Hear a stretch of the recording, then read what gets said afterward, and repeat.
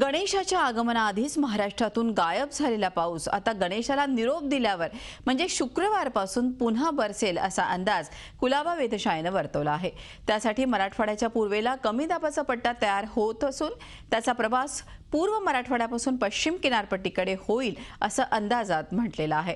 त्यामुळे शुक्रवारनंतर मराठवाडा, मध्य महाराष्ट्राचा काही भाग आणि कोकणात मुसळधार पाऊस कोसळण्याचा अंदाज वर्तवण्यात आलाय।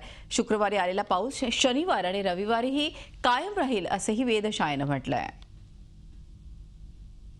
15, 16, 17 तारखेला पाऊस पडण्याची शक्यता आहे। कारण याच्या मागचं कारण म्हणजे बे बेंगॉलमध्ये एक कमी दाबाचा पट्टा निर्माण झाला आहे आणि तो साऊथ ओरिसा आणि कोस्टल आंध्र प्रदेश ह्या लॅटिट्यूडला आहे।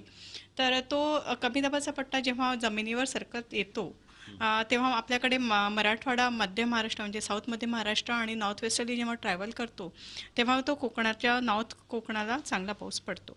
तर कोकणामध्ये थोडासा जास्त पाऊस पडण्याची शक्यता ॲज कम्पेअर टू मराठवाडा आणि नॉर्थ मध्य महाराष्ट्र आणि साऊथ मध्य महाराष्ट्र। झी 24 तास रहा एक पाऊल पुढे।